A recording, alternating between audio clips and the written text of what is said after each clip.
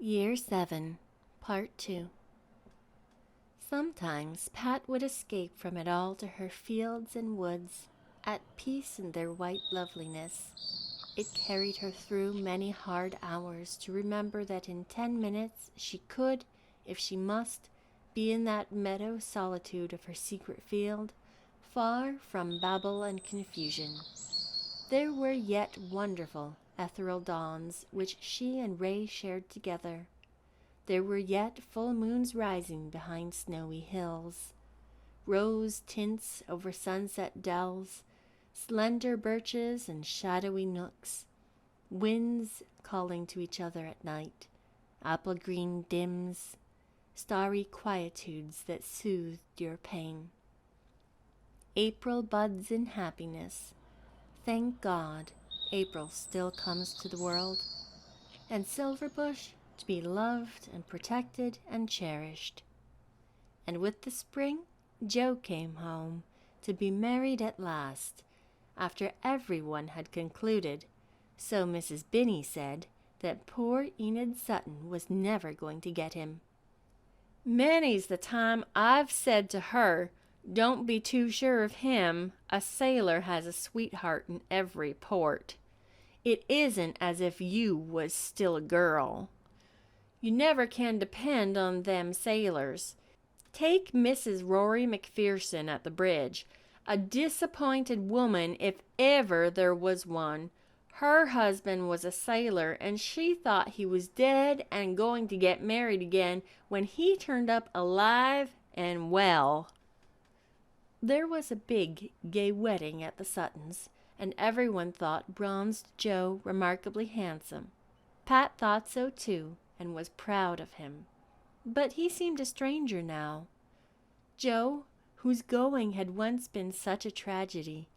She was even a little glad when all the fuss was over and Joe and his bride were gone on a wonderful bridal trip around the world in Joe's new vessel. She could settle down to house cleaning and gardening now, at least after Mrs. Binney had had her say about the event. A grand wedding.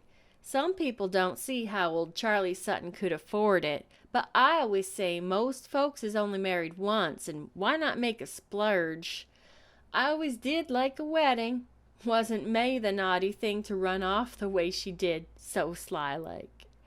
I'll bet you folks here wasn't a bit more flabbergasted than I was when I heard it, and maybe I didn't feel upset about her coming in here with you all, but I always believed it would work out in time, and it has.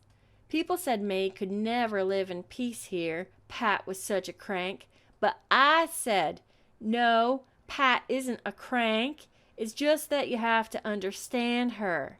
And I was right, wasn't I, dearie? May made up her mind when she come here that she'd get along with you. It takes two to make a quarrel, Ma, you know, she said. And I said, that's the right spirit, dearie. Behave like a lady, whatever you do. You're a gardener now and must live up to their traditions. And you must make allowances. That's what I said to her.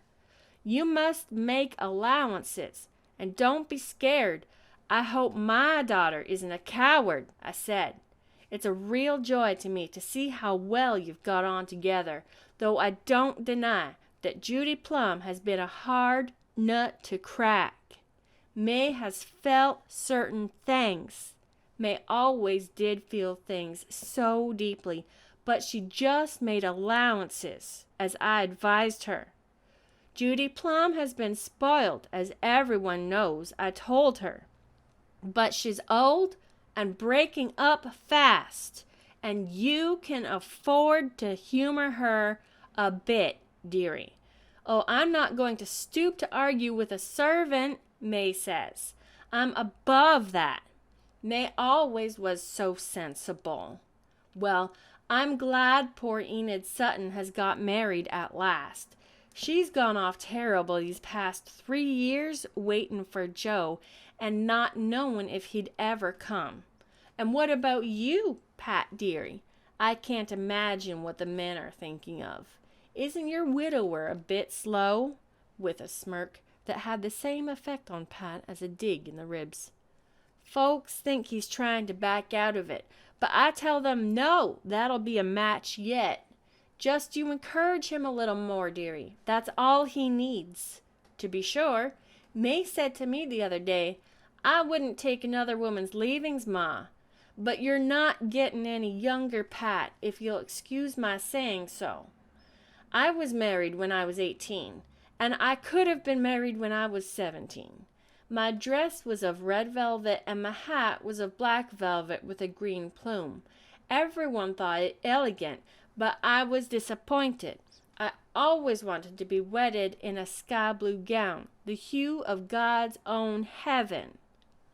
"One of her poetical flights," whispered Tillytuck to Judy, but Pat and Ray both heard him and almost choked, trying not to laugh. Mrs. Binny, who never dreamed anyone could be laughing at her, kept on. "Is it true the Kirks are putting up a sundial in the Longhouse garden?" "Yes," said Pat shortly. "Well now, I never did hold with them modern inventions," said Mrs. Binny complacently. "An old-fashioned clock is good enough for me." "Never mind," said Ray when Mrs. Binny had finally waddled off to the living room. "It will soon be lilac time." "With white apple bows framing a moon," said Pat. "And violets in the silver bush," said Ray. "And a new row of lilies to be planted along the dike," said Pat. "And great crimson clovers in the mince pie field. And blue-eyed grass around the pool. And pussy willows and happiness. And a dance of daisies along Jordan. Oh, we've heaps of precious things left yet, Pat. Things nobody, not even a Binny, can spoil. Were the days when she could wash her being in the sunrise and feel as blithe as a bird gone forever?